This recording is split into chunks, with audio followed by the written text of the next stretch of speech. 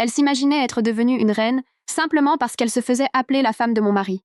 Quand elle m'a aspergé de ce vin hors de prix, je ne me suis pas fâchée.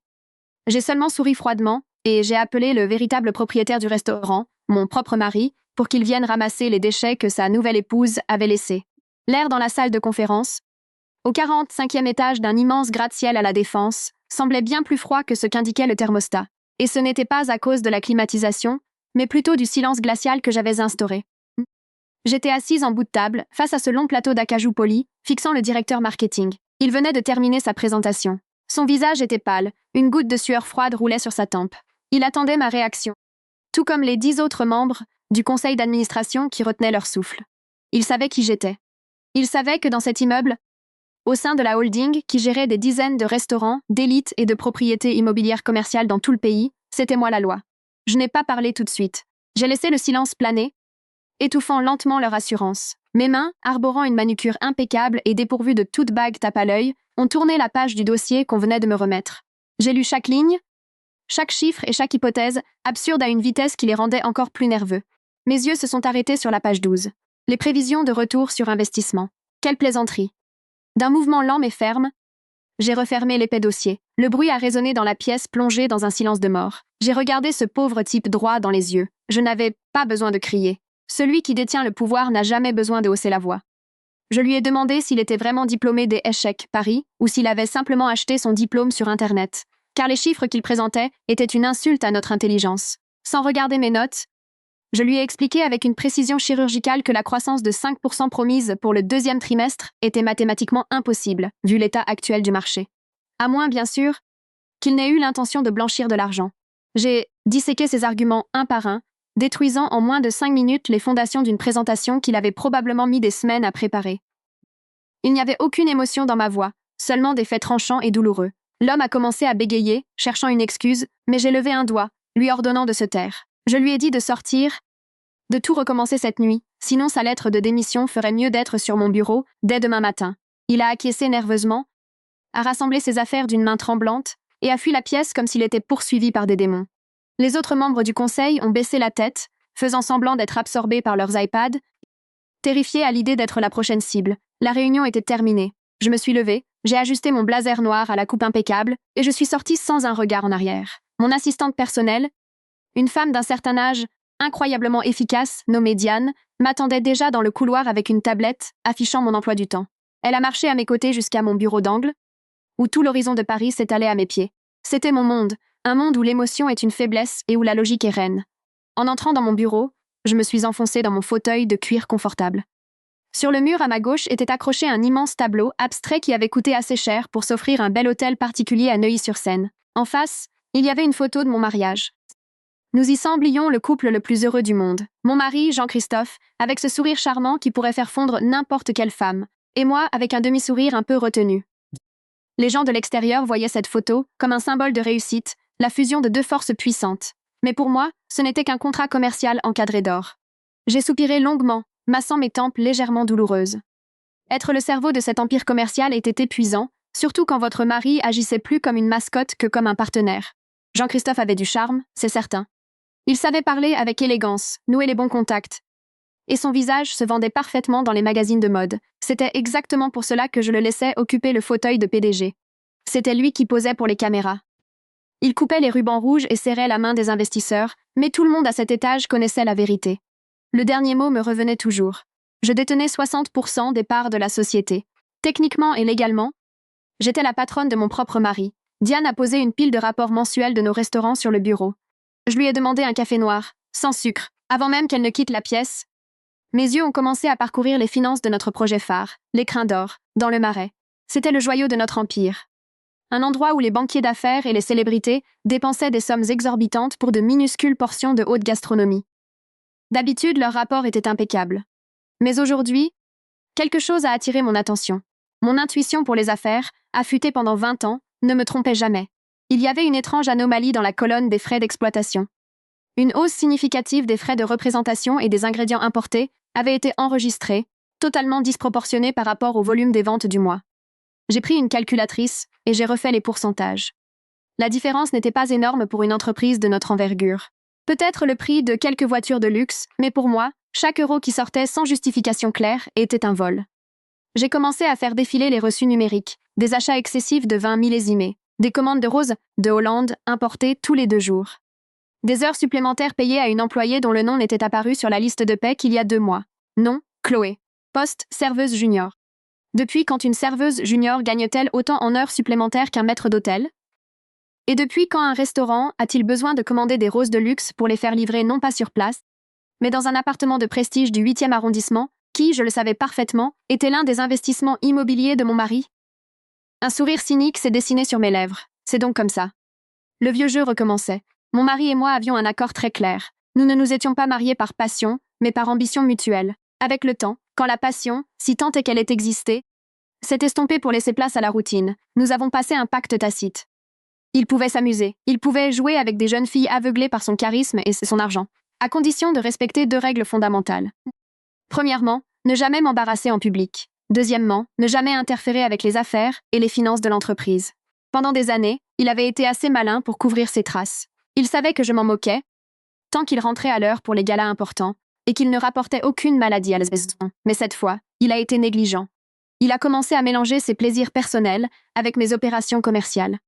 Inscrire sa petite protégée sur la liste de paie avec un salaire gonflé et utiliser le budget du restaurant pour des cadeaux romantiques était une violation flagrante de notre contrat. Ce n'était plus seulement de l'infidélité. C'était un détournement de fonds. Et pour moi, piocher dans la caisse de l'entreprise était un péché bien plus grave que de rompre des vœux de mariage. J'ai refermé brutalement le rapport. La colère a commencé à monter en moi. Pas par jalousie. Absolument pas. Mon cœur était gelé depuis bien trop longtemps pour être jalouse des idiotes à la tête vide qui défilaient dans la vie de mon mari. J'étais en colère parce qu'il sous-estimait mon intelligence. Il pensait que je ne vérifierais pas les détails. Il pensait que, sous prétexte que je me rendais rarement dans les restaurants en personne, je ne saurais pas ce qui s'y passait.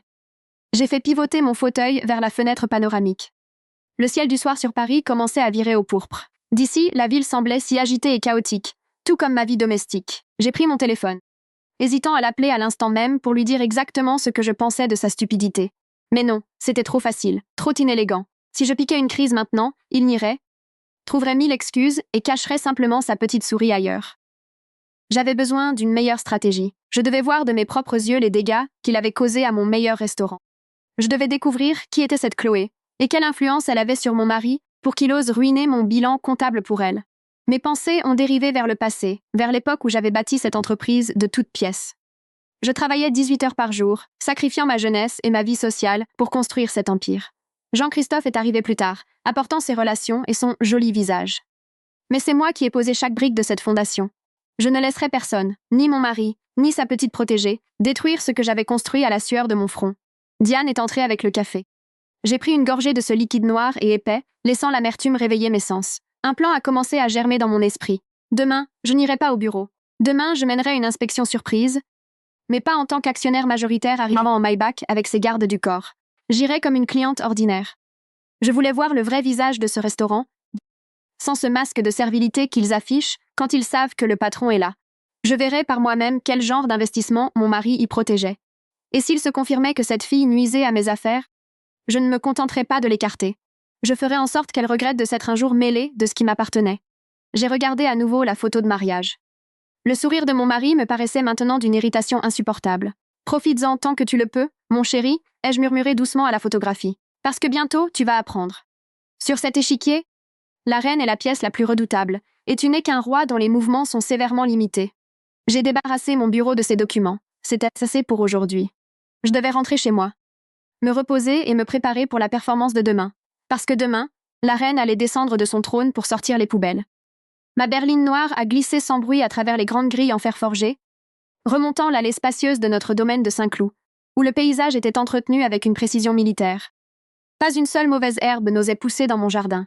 Tout comme dans ma vie, il n'y avait pas de place pour l'erreur. Mon chauffeur personnel a ouvert la portière et je suis sortie dans l'air frais et calme de la soirée. Notre maison était un manoir minimaliste moderne dominé par le béton, le verre et l'acier. Beau, majestueux et incroyablement cher. Mais il n'y avait pas une once de chaleur là-dedans. Ce n'était pas un foyer. C'était un musée où 2 étrangers vivaient sous le même toit. Je suis entrée dans le vaste hall.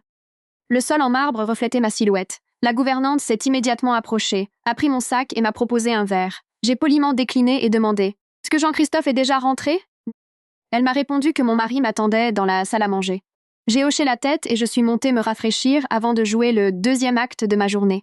Le rôle de l'épouse parfaite dans une salle de bain de la taille d'un studio. Je me suis lavé le visage. L'eau froide a rafraîchi ma peau fatiguée. J'ai regardé mon reflet. À 45 ans, j'étais magnifique. Ma peau était ferme grâce à des soins coûteux. Mon regard vif et intelligent. Ma posture royale. Je ne perdais rien en beauté face à des filles plus jeunes. C'est juste que ma beauté était intimidante, pas invitante. J'ai troqué mon tailleur contre un ensemble d'intérieur en soie, confortable, mais infailliblement élégant. Dans cette maison, même une tenue de détente devait exhaler le statut social. En descendant dans la salle à manger, j'ai vu mon mari à l'autre bout d'une longue table dressée pour 12 personnes. Il était absorbé par son téléphone, souriant bêtement en lisant un message. Dès qu'il m'a remarqué, son sourire s'est instantanément évanoui, remplacé par une expression polie et exercée. Il a posé son téléphone face contre table, le geste classique d'un homme qui a quelque chose à cacher. Nous avons dîné dans un silence rompu seulement par le cliquetis de l'argenterie contre la porcelaine.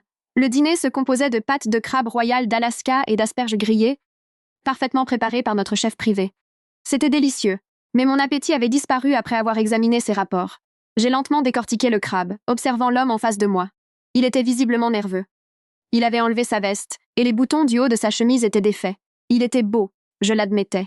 Le gris qui apparaissait sur ses tempes ne faisait qu'ajouter à son charisme. Il n'était pas étonnant que des jeunes filles comme Chloé soient folles de lui. Mais pour moi, il était comme un livre que j'avais lu beaucoup trop de fois. Ennuyeux, avec une fin prévisible. Finalement, il a rompu le silence. S'éclaircissant doucement la gorge, il m'a demandé comment s'était passée ma journée au bureau. J'ai donné une réponse standard. Tout est sous contrôle. Les bénéfices de ce trimestre sont stables. Je n'ai délibérément pas mentionné ma découverte. Je voulais voir s'il oserait aborder le sujet lui-même. Et en effet, après avoir discuté un peu de la météo et des projets de vacances, il en est venu à son véritable objectif avec le ton le plus décontracté qu'il pouvait simuler. Il a mentionné qu'il pensait à restructurer les salaires de certains employés clés de l'Écrin d'Or. Son argument: le secteur de la restauration à Paris est incroyablement compétitif et nous devons offrir de meilleures incitations pour que les rivaux ne débauchent pas notre personnel. Mon sourcil gauche s'est légèrement levé. En théorie, l'argument était logique, mais je savais exactement où il voulait en venir. J'ai demandé quel département spécifique il avait en tête. Il est devenu un peu nerveux, faisant tourner son verre de vin, et a cité quelques postes de direction.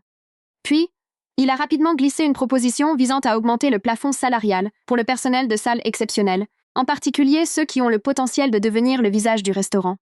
Il a même eu l'audace de dire qu'ils avaient une serveuse nouvellement embauchée, incroyablement talentueuse, que nous devions protéger. J'ai lentement posé ma fourchette et je l'ai regardé dans les yeux. L'audace de cet homme était stupéfiante. Il me demandait, à moi, sa femme légitime et actionnaire majoritaire, la permission d'augmenter sa maîtresse en utilisant l'argent de notre entreprise. Pensait-il vraiment que j'étais aussi stupide? Ou était-il tellement aveuglé par le désir que sa logique s'était complètement éteinte? D'une voix monocorde, j'ai demandé le nom de cet employé exceptionnel. Trébuchant légèrement, il a dit qu'elle s'appelait Chloé. Il a affirmé qu'elle travaillait dur, qu'elle était rapide et qu'elle plaisait énormément aux clients. J'ai esquissé un léger sourire, un de ceux qui n'atteignent pas les yeux. Intérieurement, je riais. Elle plaît aux clients? Ou elle te plaît à toi? J'ai rejeté sa proposition catégoriquement. Je lui ai rappelé que la politique de l'entreprise est on ne peut plus claire. Les augmentations de salaire n'ont lieu qu'une fois par an, sur la base d'évaluations de performance complètes, et non selon les sentiments subjectifs du PDG. De plus, les nouveaux serveurs doivent travailler pendant au moins 6 mois avant que nous ne commencions à discuter de primes. Je lui ai rappelé le climat économique instable et l'importance de l'optimisation budgétaire. Son visage s'est contracté. Il a essayé de discuter, affirmant que j'étais trop rigide et bureaucratique. Il a dit que la restauration est une affaire de gens, d'émotions, pas seulement de chiffres sur papier. Il a commencé à perdre son sang-froid. Le ton de sa voix a légèrement monté. C'était le signe certain qu'il était acculé. Il avait probablement déjà promis à cette fille une augmentation ou un nouveau titre et se heurtait maintenant à la réalité. Il n'avait aucun pouvoir réel pour tenir ses promesses. Je n'ai pas cédé à ses émotions. J'ai simplement pris ma serviette, tamponné mes lèvres et déclaré que ma décision était finale. Si la fille est vraiment si douée, que le directeur du restaurant en parle lors de la réunion du mois prochain. Il est indigne d'un PDG de se mêler du salaire des serveuses. C'est inapproprié et cela mine ton autorité, ai-je ajouté avec un sarcasme cinglant. Il s'est tu. Son visage était rouge de colère contenue et de honte. Il savait qu'il ne pouvait pas me mettre la pression. J'étais sa banque centrale. Sans mon approbation, il ne pouvait pas modifier la structure des dépenses. Il a passé le reste du dîner dans un silence complet, coupant furieusement son steak, comme s'il s'agissait de mon coup. Après le dîner, il s'est excusé et s'est retiré dans son bureau, prétendant avoir des documents à examiner. Je savais que c'était un mensonge. Il appelait sa fille, essayant de la calmer, parce que ses belles promesses ne s'étaient pas concrétisées aujourd'hui. Je suis restée seule à l'immense table à manger, à la lueur des bougies mourantes. L'incident de ce soir n'a fait que renforcer ma détermination. Mon mari était allé trop loin. Il ne jouait pas seulement avec le feu. Il essayait d'incendier notre maison. Son désir d'élever le statut et le salaire de Chloé prouvait qu'elle n'était pas juste une aventure d'un soir. Il y avait un attachement émotionnel, ou du moins une manipulation intense de sa part. C'était dangereux. Si je laissais passer cela, cette Chloé deviendrait un parasite plus gros, exigeant toujours plus, dévorant les actifs de ma société. Je devais agir vite. Arracher cette mauvaise herbe par les racines avant qu'elle ne se propage. J'ai appelé la gouvernante et lui ai ordonné de me préparer une tenue décontractée pour demain. Pas les tailleurs de créateurs que je portais habituellement au bureau. Quelque chose de coûteux mais décontracté, comme si j'étais une femme au foyer riche et ennuyée décidant de déjeuner en ville. J'ai aussi envoyé un message à Diane pour libérer ma matinée, en prétextant une légère indisposition. Cette nuit-là, j'ai dormi dans ma propre chambre. Nous avions fait chambre à part il y a 3 ans. Je restais allongée, regardant le haut plafond, révisant le scénario de demain. J'entrerais dans ce restaurant à l'improviste, je m'assiérais, je commanderais à manger, et je laisserais le drame se dérouler sous mes yeux. Je voulais voir exactement à quel point cette Chloé était arrogante quand elle ne savait pas à qui elle avait affaire. Me servirait-elle avec ce talent incroyable, dont mon mari avait tant vanté les mérites, ou montrerait-elle son vrai visage? J'ai soupiré lourdement. Parfois, je me demandais s'il restait une once de douleur dans mon cœur quand je voyais mon mari. Aucune douleur, seulement de l'épuisement et un désir ardent de protéger ce qui m'appartenait. L'amour est peut-être mort entre nous, mais la fierté et les affaires sont des choses que j'emporterai dans ma tombe. Demain, je leur donnerai à tous les deux une leçon sur la hiérarchie de la vie. Une leçon pour leur apprendre qu'on ne mord pas la main, qui nous nourrit sans en subir les conséquences fatales. La lumière du matin perçait à travers les rideaux de soie de ma chambre, dessinant des lignes dorées sur le doux tapis perçant. Mais la chaleur ne parvenait pas à faire fondre la glace dans mon cœur. Je me tenais devant mon dressing, qui avait la taille d'une boutique de l'avenue des Champs-Élysées. D'habitude, ma main se dirige vers un blazer strict, noir ou bleu marine. Mon armure pour les batailles en conseil d'administration, des vêtements qui transpirent le pouvoir et font réfléchir les vieux messieurs à cheveux gris avant de me contredire. Mais aujourd'hui, la mission était différente. J'avais besoin d'un camouflage, quelque chose qui me donne l'air inoffensive, mais qui rayonne un certain statut pour ceux qui savent le reconnaître. Mon regard dériva sur les cintres et s'arrêta sur un chemisier en soie lourde beige d'une maison de couture italienne, connue pour son design discret mais redoutable. Le tissu tombait souplement, sans logo ostentatoire. Je l'associa à un pantalon ajusté et des mocassins en peau de cerf qui coûtaient l'équivalent d'1 an de loyer pour un appartement en banlieue. En me regardant dans le miroir, j'évalua le résultat. Sans mon trait déyéliné prononcé et mon rouge à lèvres rouge sang habituel, mes traits paraissaient plus doux. Je laissais mes cheveux, d'ordinaire tirés en arrière, retomber en ondulations souples. On aurait dit la femme d'un politicien qui s'ennuie ou une riche veuve de retour d'une séance de shopping. Le masque parfait pour découvrir le vrai visage de mon propre empire. Je descendis. La maison était silencieuse. Jean-Christophe était parti à l'aube, prétextant un petit déjeuner d'affaires avec un investisseur. Je savais que c'était une excuse. Il courait probablement rassurer son investissement personnel qui n'avait pas obtenu son augmentation hier. J'appelai Franck, mon fidèle chauffeur, qui m'accompagnait depuis l'époque où ma société tenait dans un petit bureau loué. Dans la voiture, je lui demandais de m'emmener au Marais, mais de me déposer à 2 pâtés de maison de l'Écrin d'Or. Je voulais marcher pour m'imprégner de l'atmosphère, voir comment les gens percevaient l'endroit de l'extérieur. Franck me regarda dans le rétroviseur avec perplexité. Il était sans doute surpris que sa patronne, qui descend d'habitude directement devant l'entrée VIP, veuille soudainement fouler les trottoirs poussiéreux. Mais il travaillait pour moi depuis assez longtemps, pour ne pas poser de questions inutiles. Quand je sortis, la chaleur de la ville m'enveloppa. Je mis des lunettes de soleil surdimensionnées qui couvraient la moitié de mon visage et marchais lentement, savourant mon rôle d'observatrice. Le restaurant avait l'air luxueux. Cet hôtel particulier restauré occupait l'angle le plus stratégique du quartier. La façade d'un blanc immaculé brillait et l'enseigne en laiton poli reflétait le soleil. C'était ma fierté, ma plus belle réussite. Le concept, le menu, même la décoration intérieure, tout était né dans mon esprit. Mon mari n'était venu que le jour de l'inauguration pour couper le ruban. Je m'approchais de l'entrée. Un portier en uniforme impeccable m'ouvrit la porte avec une révérence polie. Je fus accueillie par la fraîcheur de la climatisation, un parfum de lavande et l'odeur du pain fraîchement cuit. L'odeur de l'argent. Il y avait du monde pour un déjeuner en semaine. Le cliquetis des couverts, les rires feutrés et le jazz instrumental en fond sonore créaient une symphonie de succès. Au premier abord, tout semblait parfait, mais mon œil exercé commença à remarquer des micro-fissures. Une fine couche de poussière sur le cadre d'un tableau près de l'entrée. L'un des serveurs se tenait voûté, sa chemise légèrement sortie du pantalon.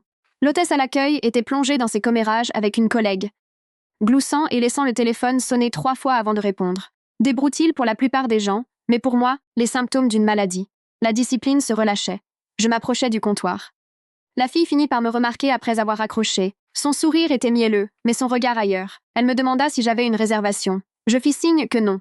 Elle fronça les sourcils, faisant comme si mon arrivée sans réservation était un inconvénient majeur. Pourtant, je voyais au moins 5 tables vides dans la salle principale. Après une minute entière à faire semblant de scruter l'iPad des réservations, une astuce classique pour rendre le restaurant plus exclusif, elle me conduit à une table près de la fenêtre. L'emplacement était stratégique. De là, j'avais une vue sur presque toute la salle, y compris les portes de la cuisine et l'escalier menant à la zone VIP du premier étage. Je m'assis et posai mon sac sur la chaise d'à côté. Mon regard balaya la salle et c'est là que je le vis. Mon mari. Il venait de descendre du premier étage, riant bruyamment avec un groupe d'hommes en costume. Il avait l'air si charismatique, si vivant. Il tapota l'épaule de l'un des invités et fit signe à un serveur d'apporter quelque chose, probablement une bouteille de vin offerte par la maison. Le dégoût m'envahit. Il jouait les rois généreux avec mon argent, inconscient du fait qu'en coulisses, les fondations de son château étaient rongées par les termites qu'il avait lui-même nourris. Il ne me remarqua pas, bien sûr. Il était trop absorbé par lui-même. Et puis, qui prête attention à une femme d'âge mûr dans un coin? Pour lui et son monde clinquant, je n'étais qu'un bruit de fond. J'ouvris le menu relié en cuir épais et repérai immédiatement une minuscule tache de graisse sur la 3e page. Mon œil tressaillit. Une tache sur le menu d'un établissement étoilé est un péché mortel. Cela trahit un manque d'attention aux détails. La direction est censée vérifier tous les menus avant l'ouverture. Si un détail aussi mineur leur avait échappé, je n'osais imaginer ce qui se passait en cuisine. Je refermai le menu et me mis à observer le personnel. Il s'agitait, mais de manière inefficace. Trop de mouvements inutiles. 2 serveurs allaient dans la même direction les mains vides, pendant qu'une table sale attendait dans un autre coin. Aucune coordination. Ce n'était pas une équipe bien gérée. Et puis je la vis. Elle sortit de la cuisine avec un plateau de boissons. Ses cheveux étaient teints d'un brun trop clair qui faisait bas de gamme pour notre établissement. Son uniforme était visiblement retouché pour être très serré et accentuer sa silhouette. Elle avait une 20aine d'années, un joli visage enfoui sous une épaisse couche de maquillage. Sa démarche transpirait l'excès de confiance. Elle ne glissait pas sur le sol comme une serveuse professionnelle. Elle déhanchait comme si le restaurant était son propre podium de défilé. C'était Chloé, mon intuition me le hurlait. Il y avait quelque chose d'étranger chez elle dans cet environnement. Elle n'avait ni la crainte ni le respect qu'ont habituellement les subordonnés. En passant devant le responsable de salle, elle ne fit ni signe de tête, ni ne salua. Au contraire, le responsable s'écarta sur son passage. Évidemment, pensai-je. La maîtresse du patron passe avant le directeur des opérations. Je la regardais servir la table en face de moi. Elle sourit de façon aguicheuse aux clients, mais son visage se changea en pierre quand sa compagne demanda un supplément de sauce. Son langage corporel était hostile. Elle posa un verre avec un bruit sec. Aucune courtoisie, aucun sens de l'accueil. Mon sang commença à bouillir lentement. Ce restaurant avait été bâti sur la philosophie que le client est roi.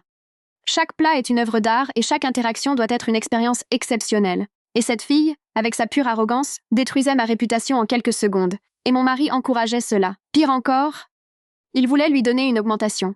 Je levai légèrement la main pour appeler un serveur. À ce moment précis, Chloé marchait dans ma direction. Elle vit ma main. Nos regards se croisèrent. Je la vis lever les yeux au ciel très rapidement, de façon presque imperceptible, mais je l'avais vue. Elle ne s'approcha pas immédiatement. D'abord, elle fit semblant d'ajuster des serviettes sur une table vide. Elle traînait pour me montrer que c'était elle qui gérait son temps, pas moi. Inspire, expire. Véronique, reste calme. C'est un test de patience. Rassemble les preuves. Ne te jette pas sur la proie prématurément. Laisse-la marcher d'elle-même dans le piège. Après presque 2 minutes, une éternité dans la haute gastronomie, elle s'avança nonchalamment vers ma table. Elle resta là, en appui sur une jambe, la hanche saillante. Pas de sourire, pas de salutation. « Bonjour » marmonna-t-elle, en haussant légèrement les sourcils comme pour demander. « Qu'est-ce que vous voulez ?» Le coin d'un smartphone dépassait de la poche de son tablier. Une autre infraction. Le personnel de salle a l'interdiction de porter son téléphone personnel en salle. Règle numéro 15 du manuel que j'ai personnellement écrit. « Oui », répondis-je doucement. Le spectacle commençait. J'endossais le masque d'une cliente confuse et effacée, cachant le prédateur au plus profond de moi. Voyons jusqu'où elle ira, à quel point elle creusera sa propre tombe. Je n'ai pas encore eu la chance d'étudier la carte des vins en profondeur, dis-je gentiment, en baissant intentionnellement la voix pour qu'elle doive se pencher ou faire un effort pour m'écouter. Pourriez-vous me recommander un vin rouge qui s'accorderait bien avec le carré d'agneau? Chloé soupira bruyamment, me faisant comprendre on ne peut plus clairement à quel point je l'agaçais. Elle ne se pencha pas. Au lieu de cela, elle commença à inspecter sa manucure rouge vif, infraction sanitaire numéro 1, puis me dévisagea d'un air méprisant. « On a beaucoup de vin ici », répondit-elle paresseusement, en arrachant brusquement la carte des vins de la table pour l'ouvrir au hasard. « Tout dépend de votre budget. Si vous voulez quelque chose de basique, nous avons un vin de table bon marché à seulement 20 € le verre. Elle a accentué le mot bon marché avec le ton méprisant d'une vendeuse de boutique de luxe jugeant une cliente fauchée. Elle avait détaillé ma tenue toute simple. Comme je ne portais pas de diamant de la taille d'une noix et que mon sac n'arborait pas de logo tape à l'œil, elle a présumé que j'étais du genre à compter mes centimes pour un verre de vin. J'ai souri légèrement, réprimant l'envie de lui rire au nez. Je ne vous parlais pas du prix, mademoiselle. Je vous interrogeais sur l'accord. Quel bouquet s'harmonise le mieux avec votre réduction au romarin? Chloé a semblé déstabilisée un instant.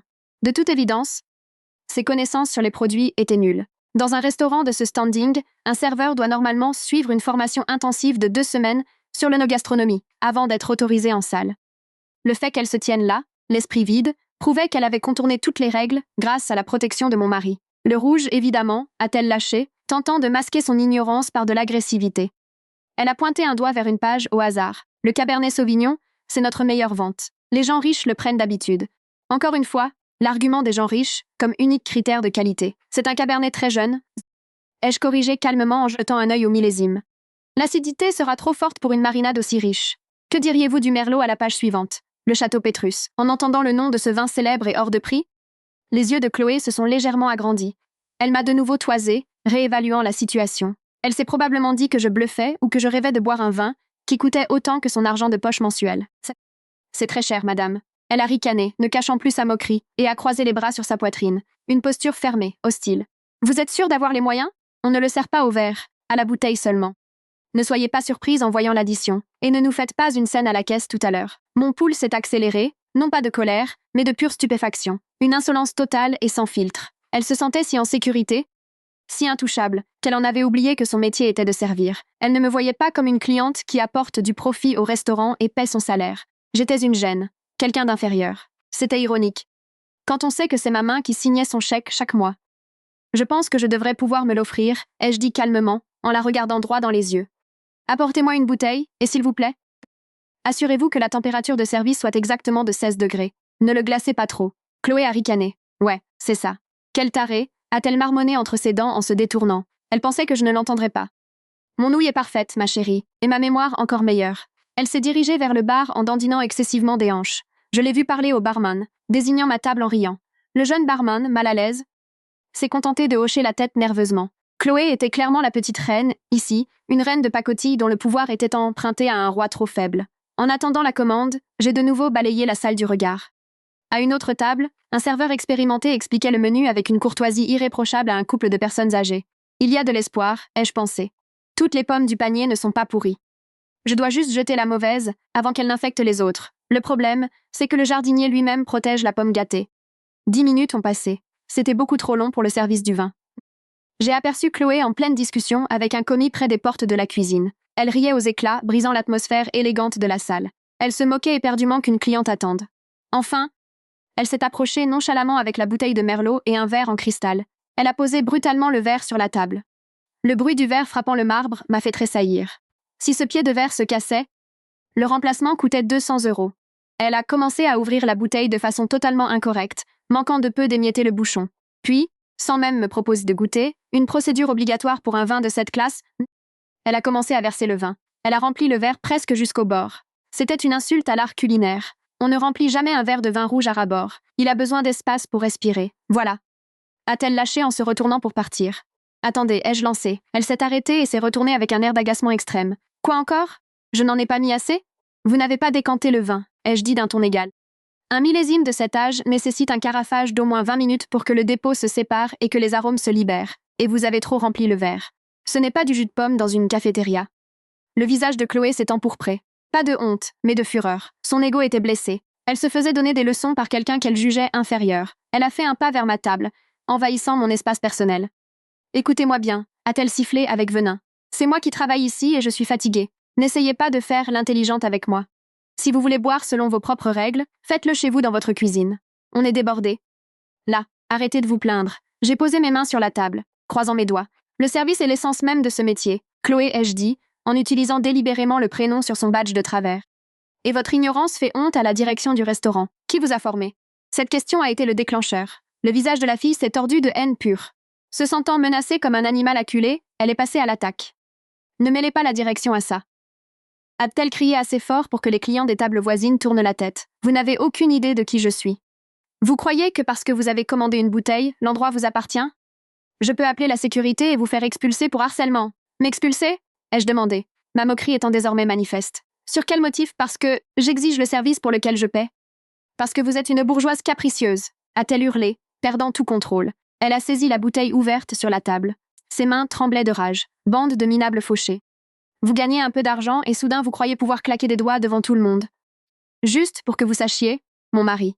Elle a marqué une pause d'une seconde, hésitant à abattre son atout. Puis, avec un sourire terrifiant de suffisance, elle a poursuivi. Mon mari est le propriétaire de cet établissement, Jean-Christophe. Alors si je vous dis de foutre le camp, vous foutez le camp. Le silence. Un silence étrange et soudain a enveloppé les 3 tables autour de nous. Les clients, qui faisaient semblant de ne rien remarquer jusque-là, nous fixaient ouvertement. Cette déclaration était si vulgaire, si stupide et si fatale. Elle venait de revendiquer publiquement mon mari comme le sien et d'utiliser son nom pour menacer une cliente. Je l'ai regardée avec une profonde pitié. Pauvre fille. Elle venait de signer l'arrêt de mort de sa carrière. Votre mari? Ai-je demandé doucement. Jean-Christophe est votre mari? Ouais? Quoi? Vous en perdez votre latin? A-t-elle défié, le menton levé. Alors avant que j'appelle le gérant pour vous faire escorter dehors, payez votre note et partez. Je n'ai pas bougé d'un cil. Je n'ai même pas cligné des yeux. Je l'ai simplement regardée avec une intensité qui a fait fondre son sourire arrogant. Elle commençait à réaliser que quelque chose n'allait pas. Elle sentait l'aura que je dégageais.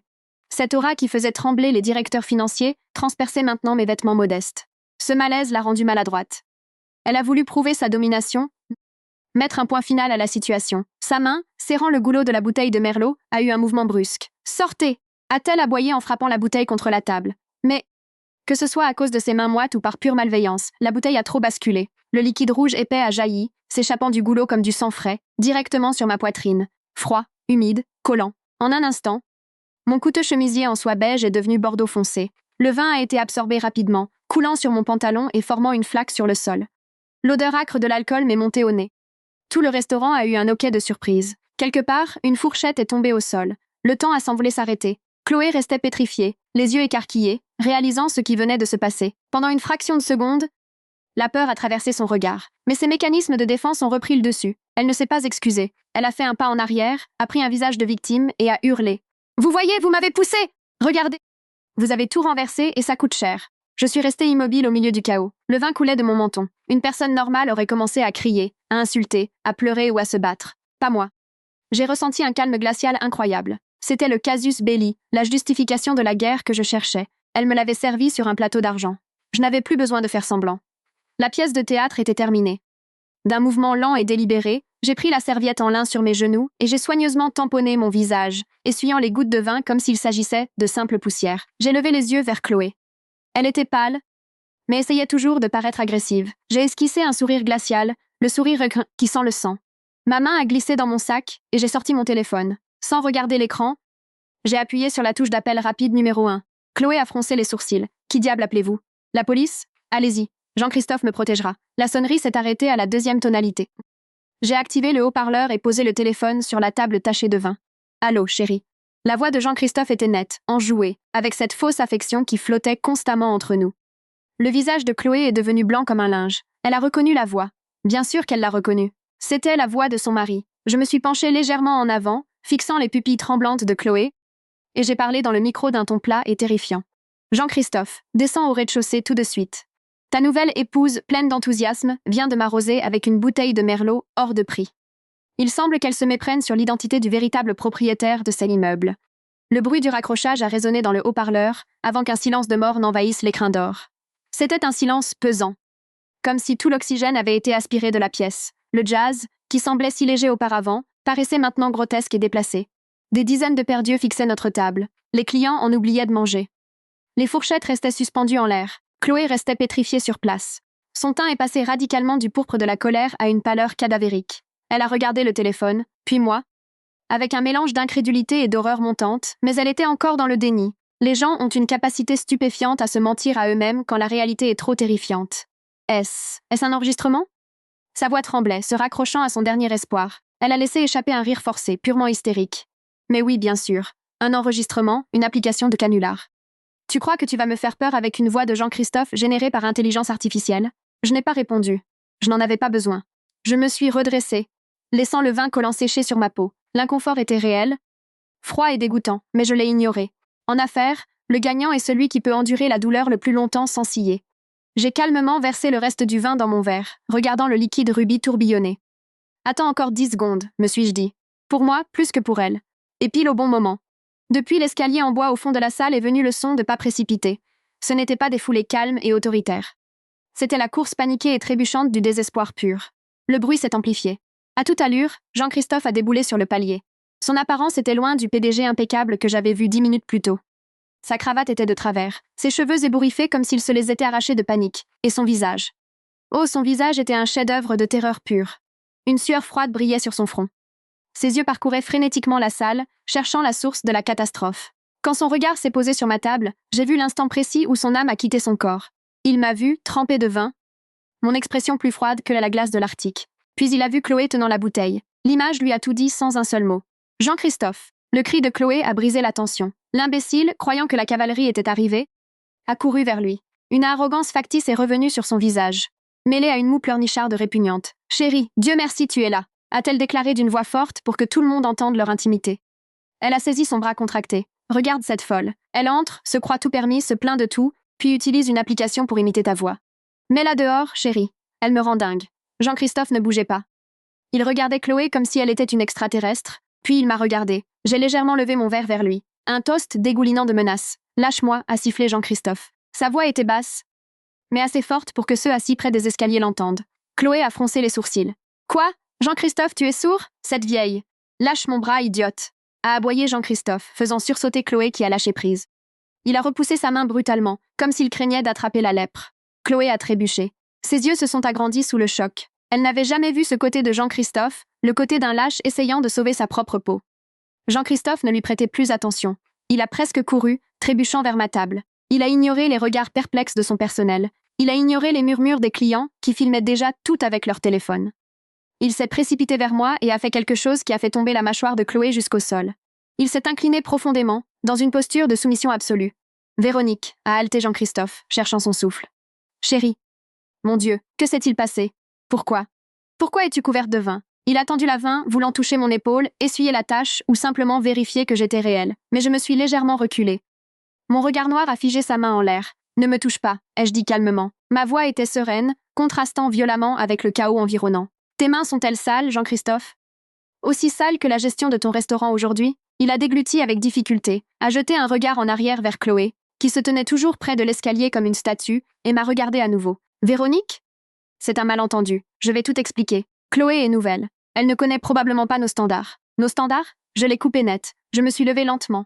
La chaise a grincé sur le sol en marbre. Malgré mes vêtements ruinés, je me tenais droite, dégageant une telle aura de pouvoir que Jean-Christophe a reculé instinctivement. Quels standards? Ceux qui permettent à une serveuse d'insulter une cliente?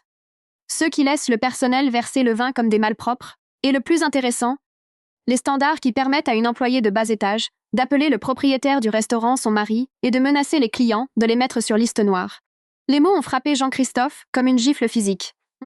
Son visage est devenu livide. Il a réalisé que j'avais tout entendu. Nier était inutile. Pendant ce temps, le cerveau de Chloé avait enfin fini d'analyser les nouvelles informations. Elle l'avait entendu m'appeler par mon nom, m'appeler chérie. Elle voyait l'homme qu'elle considérait comme son puissant protecteur trembler. La réalité commençait à écraser ses fantasmes. Jean-Christophe. La voix de Chloé vacillait de doute. Elle a fait un pas timide en avant. Qui? Qui est cette femme? Pourquoi as-tu peur d'elle? Tu as dit que ta femme était une vieille peau misérable qui vivait à l'étranger et que vous étiez en train de divorcer. Ah, un grand classique. La vieille peau misérable à l'étranger. L'imagination de Jean-Christophe pour les mensonges a toujours été pathétique. J'ai laissé échapper un petit rire sec qui ne contenait pas une once d'amusement. J'ai contourné la table, me suis arrêtée juste devant mon mari et j'ai regardé Chloé. « Permettez-moi de me présenter » ai-je dit d'une voix forte, m'assurant que toute la salle m'entendait. « Mon nom est Véronique. Je ne suis pas une vieille peau. Et je ne vis certainement pas à l'étranger. Je vis dans la même maison que cet homme. Et le plus important, j'ai marqué une pause dramatique, savourant la dévastation dans les yeux de Chloé. Je possède 60% de la société holding qui paie votre salaire.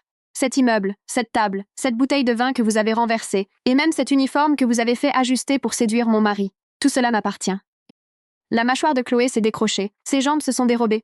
Elle a reculé jusqu'à heurter une table voisine. Impossible. Jean-Christophe a dit qu'il était le seul propriétaire. J'ai fixé Jean-Christophe d'un regard capable d'écorcher un homme vif. Dis-lui, Jean-Christophe. Dis à ta nouvelle femme qui dirige vraiment les choses ici.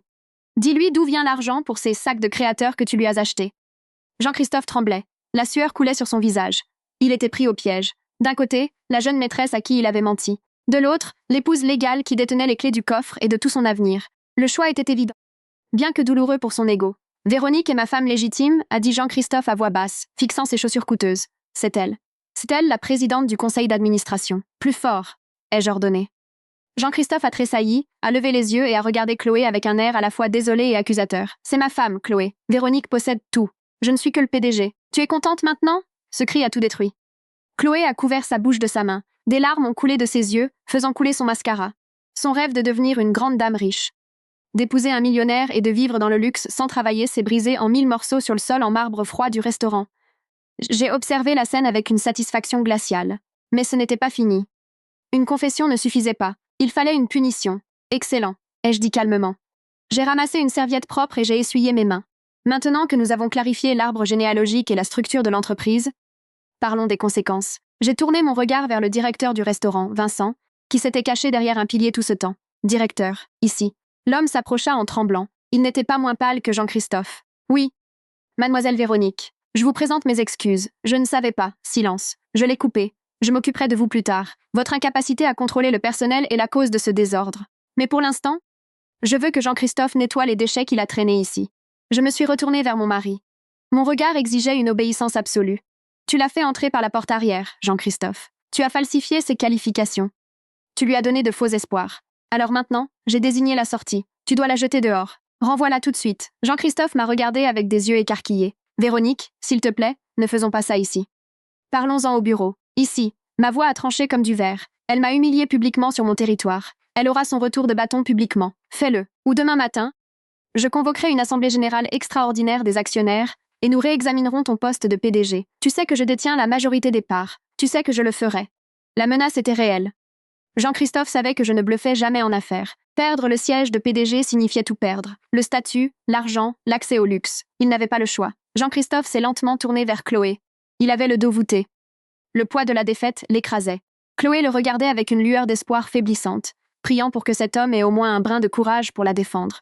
Mais Jean-Christophe était un lâche. Et un lâche se sauve toujours lui-même.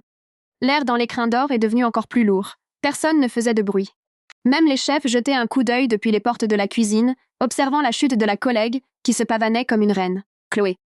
La voix de Jean-Christophe s'est brisée. Il s'est raclé la gorge et a réessayé. Il ne voulait pas la regarder dans les yeux. Ton comportement aujourd'hui est inacceptable. Tu as insulté une cliente. Tu as commis une agression physique en renversant une boisson. Tu as outrepassé tes fonctions. Chloé a lentement secoué la tête. Des larmes de mascara noir coulaient sur ses joues rouges. Jean-Christophe, qu'est-ce que tu racontes? Tu as promis de m'épouser. Tu as dit que cette femme ne comptait pas pour toi. Ça suffit. Jean-Christophe l'a interrompu brusquement, terrifié à l'idée qu'elle ne lâche d'autres secrets d'alcôve devant tout le monde. Il m'a lancé un regard paniqué, mais mon visage est resté impassible. Les questions personnelles n'ont rien à voir avec le professionnalisme. Ce que tu as fait à mademoiselle Véronique est une faute grave.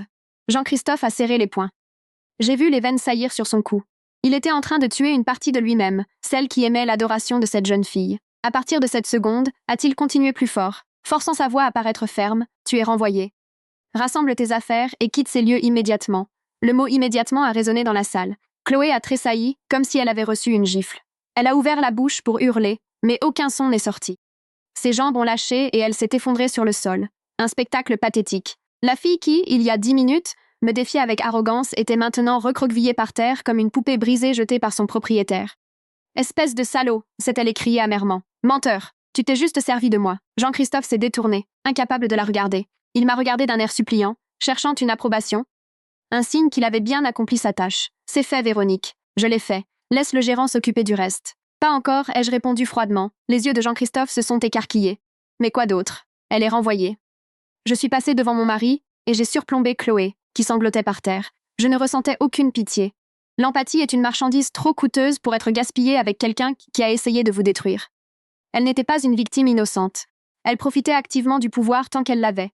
Maintenant, elle ne pleurait que parce qu'elle avait perdu, pas parce qu'elle regrettait. Lève-toi, ai-je ordonné. Chloé a levé la tête. Il y avait une haine pure dans ses yeux. Elle ne bougeait pas.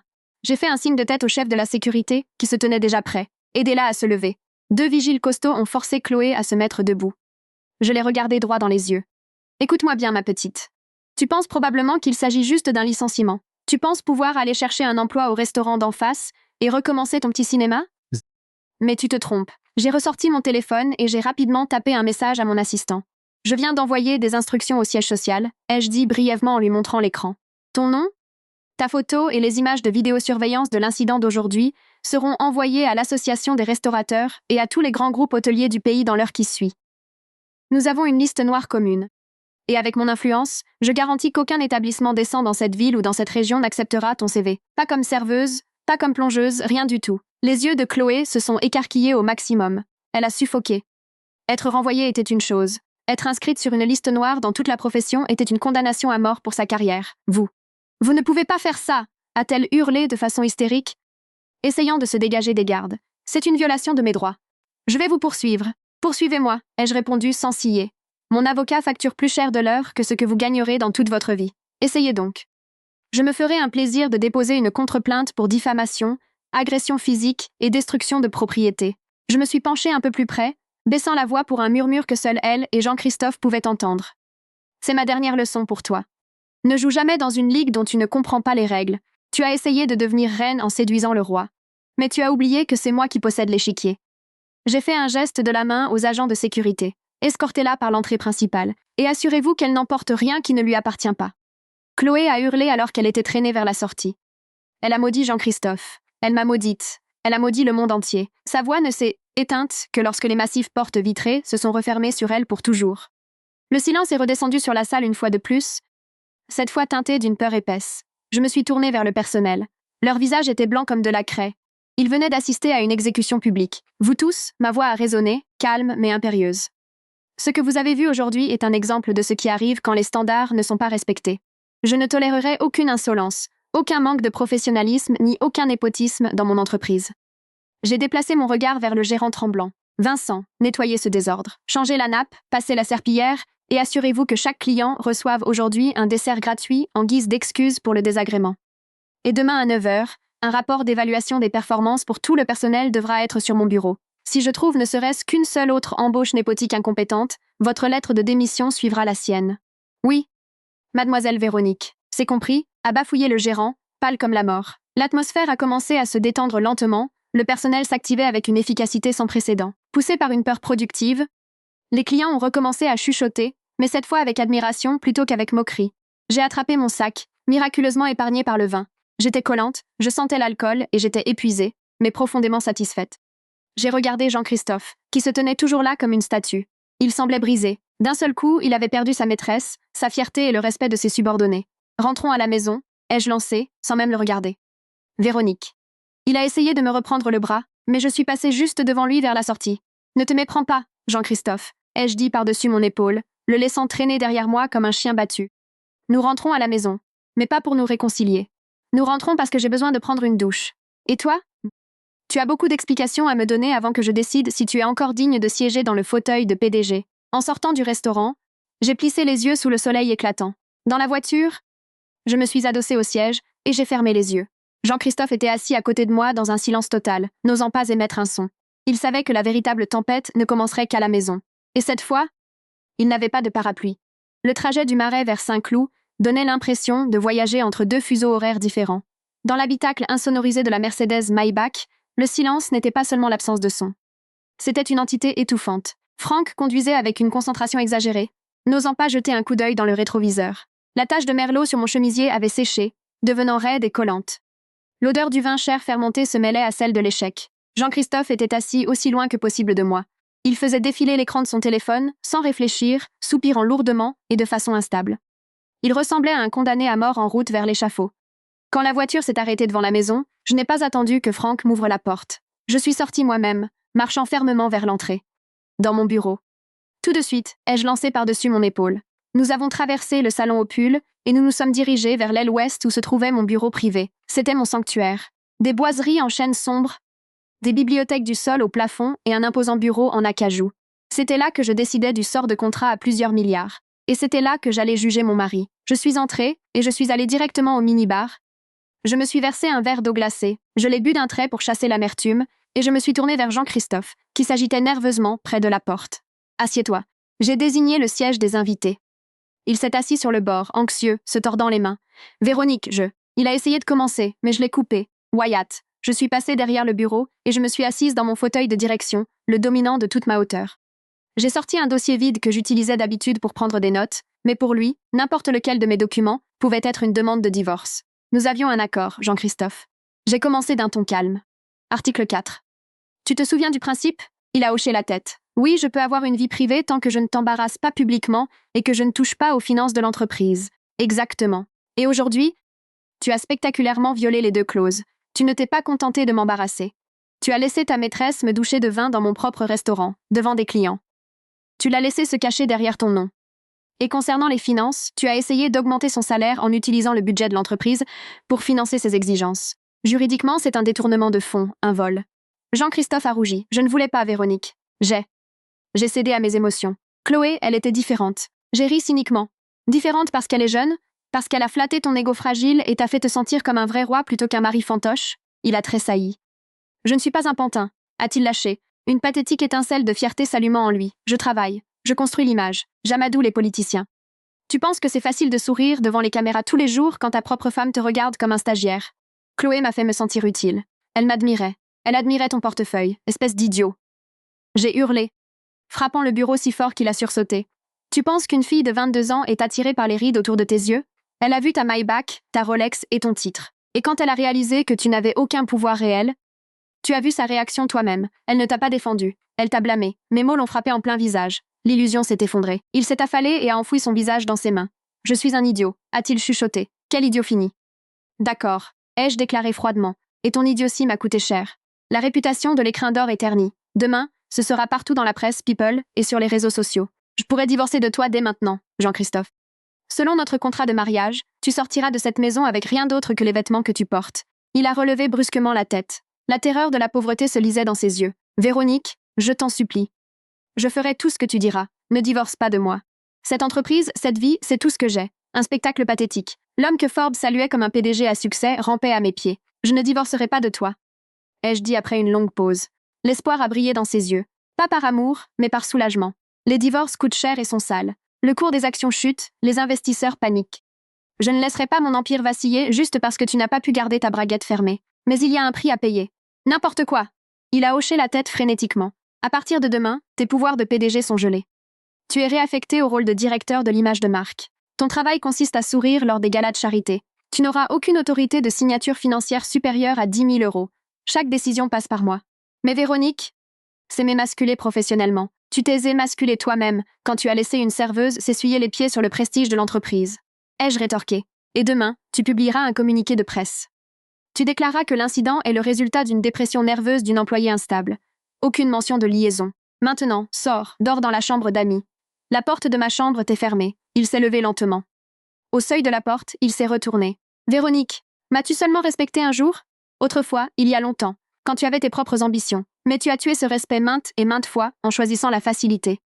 Il a baissé la tête et est sorti. Je me suis penchée en arrière dans mon fauteuil. J'avais gagné, préservé mes actifs et neutralisé la menace. Mais à l'intérieur, je me sentais vide. L'émotion est l'ennemi des affaires. Je suis allée me doucher. J'ai enlevé le chemisier ruiné et je l'ai jeté à la poubelle. C'était fini. Le lendemain matin, je me suis réveillée à 5 heures. La routine est ce qui sépare un gagnant d'un perdant. Petit déjeuner seul. Pain de seigle grillé, blanc d'œuf, café noir. Jean-Christophe était parti avant l'aube, m'évitant. J'ai vérifié mon iPad. Un blog de potins avait déjà publié une vidéo floue du restaurant. Heureusement, mon visage n'était pas visible. Les commentaires s'en prenaient surtout à la serveuse déséquilibrée. Le récit était sous contrôle. Au bureau, tout le monde me regardait avec une terreur respectueuse. Les rumeurs s'étaient propagées instantanément. Diane m'a accueillie près de l'ascenseur. « Madame, Jean-Christophe Vincent vous attend depuis 2 heures. De plus, il y a une femme dans le hall. Elle prétend être la mère de Chloé. Elle pleure, exige que nous levions la liste noire. Menace d'aller voir la presse. J'ai ricané. Laisse-la. La presse adorera une mère défendant une fille vandale.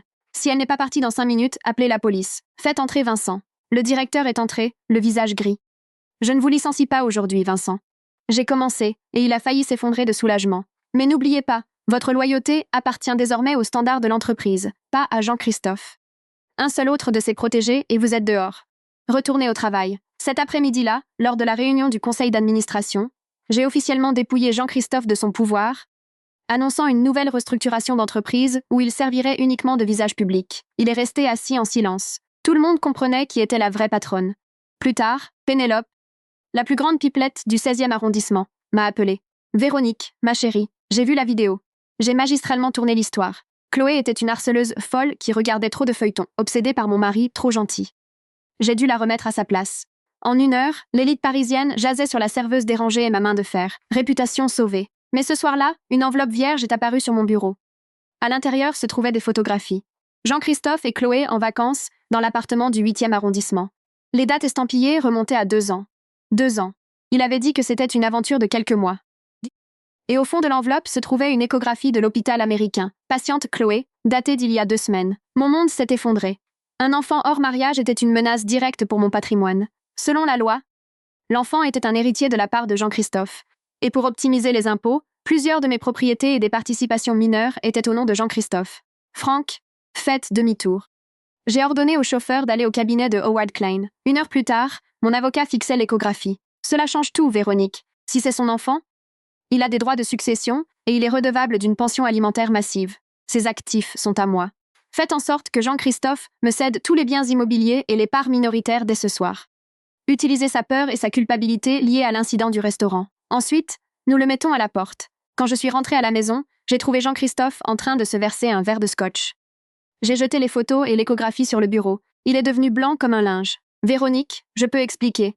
Elle a dit qu'elle était enceinte, mais je ne suis pas sûre que ce soit de moi. 2 ans, Jean-Christophe. Tu l'as financée pendant 2 ans. Ma voix était de la glace pure. Et maintenant, elle nous fait chanter. Penses-tu qu'elle m'a envoyé ça pour que je te la cède? Non. Elle veut de l'argent et elle va te saigner sur ta part. Jean-Christophe a paniqué. Il a commencé à pleurer, me suppliant de le sauver. J'ai posé un dossier épais venant de Howard sur le bureau. Howard Klein et mon notaire personnel attendent dans le salon. Signe-le. C'est un accord post-nuptial et des actes de cession transférant tous tes actifs, y compris les appartements et tes parts, à mon nom. Si tu ne possèdes rien, elle n'a rien à te prendre. Aveuglé par la panique, il m'a suivi dans le salon et, juste devant le notaire, a tout signé sans lire les petits caractères, qui incluaient une renonciation complète aux biens matrimoniaux. Dès que le notaire a apposé la signature finale, j'ai rangé le dossier et j'ai sorti un autre document.